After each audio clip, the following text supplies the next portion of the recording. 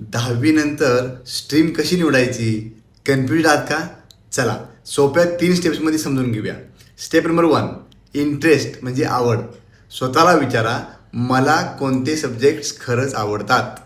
ज्या गोष्टीत इंटरेस्ट असतो त्यात इफोर्ट देणं सोपं जातं.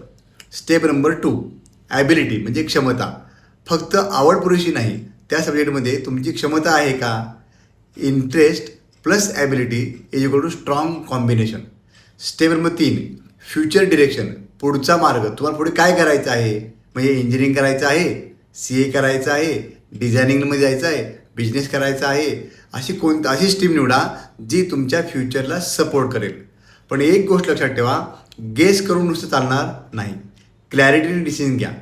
आणि कारण राईट स्ट्रीम निवडली तर अभ्यास सोपा वाटतो, इझी वाटतो. त्यामुळे आत्मविश्वास वाढतो आणि रिझल्ट्स इम्प्रूव्ह होतात. Clarity brings confidence and confidence creates success. जर तुम्हाला तुमच्या स्ट्रेंथनुसार राईट स्ट्रीम निवडायची असेल तर कमेंट करा करिअर. या व्हिडिओला लाईक करा, शेअर करा आणि आमच्या चॅनलला सबस्क्राईब करा, फॉलो करा.